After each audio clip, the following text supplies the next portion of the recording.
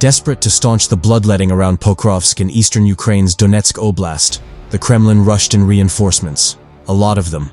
But those reinforcements, the best of Russia's available naval infantry and airborne forces, are already suffering heavy casualties in a sector they clearly do not understand.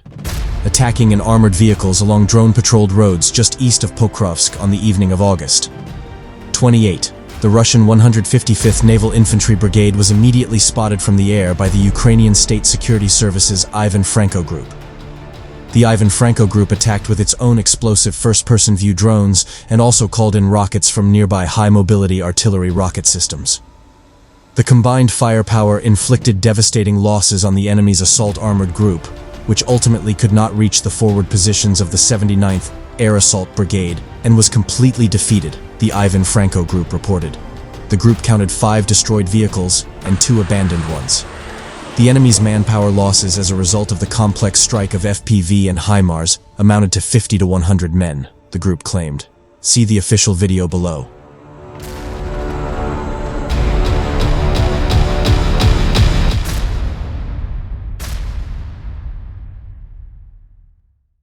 It was a swift and bloody setback for Russia's best effort to shift the battlefield momentum around Pokrovsk back in its own favor. For more than a year now, a Russian force with at least 8 corps and field armies, together overseeing dozens of regiments or brigades each with potentially thousands of troops, has been trying and mostly failing to capture a chain of Ukrainian cities stretching from Pokrovsk to Sloviansk in eastern Ukraine, Donetsk Oblast. The Russian 51st Combined Arms Army came close to closing a pincer around Pokrovsk and cutting off one of its 2 main supply routes in early August, when its 132nd Motor Rifle Brigade slipped thousands of troops past undermanned Ukrainian trenches northeast of Pokrovsk.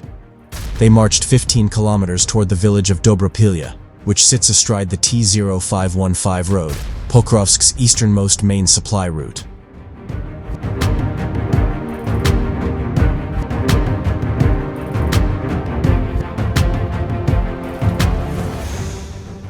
But the Russians underestimated the strength of the Ukrainians' reserves.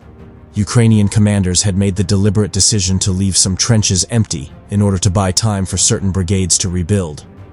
It was a sacrifice, American analyst Andrew Perpetua explained. Sacrifice ground for time while refitting, and then you can attack later.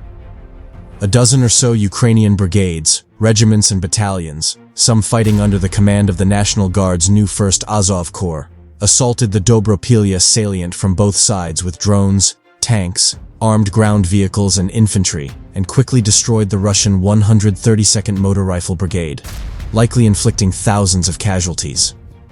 Rather than accepting defeat in the Dobropilya salient, the Kremlin scraped forces from Kherson Oblast in southern Ukraine, as well as from the front, stretching from Kursk Oblast in western Russia to Sumy Oblast in northern Ukraine, and sent them to Pokrovsk. The reinforcements include no fewer than 5 Russian Marine and Airborne brigades, regiments and divisions including the ill-fated 155th Naval Infantry Brigade.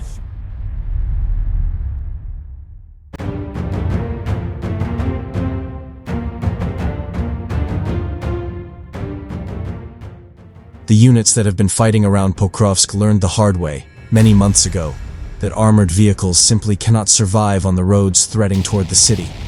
Their biggest successes have resulted from swift motorcycle assaults and hard-to-spot infiltrations by small groups of infantry.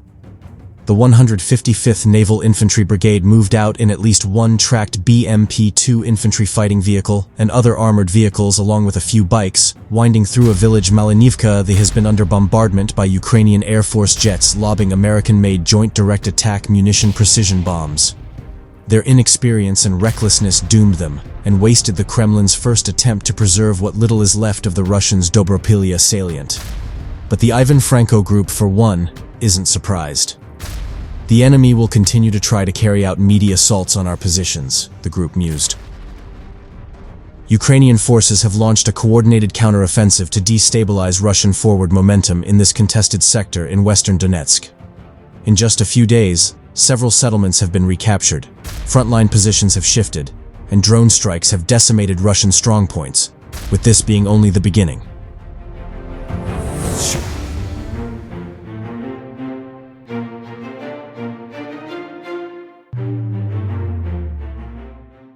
Russian troops deployed in this sector were additionally largely composed of undertrained troops, with limited electronic warfare systems to counter Ukrainian drones, and poor conditions across battalion lines. Crucially, Russia lacked inherited hardened positions or top-down fortifications, leaving many Russian trenches here highly exposed to attacks from above by vampire drones. Ukrainian FPV teams exploited this with methodical strikes, forcing Russian soldiers into basements and static cover. The operation began with Ukrainian Special Operations Forces clearing out Russian infiltrators in the settlement of Andriivka-Klevtsove, raising the flag of their unit and laying the groundwork for the following operation.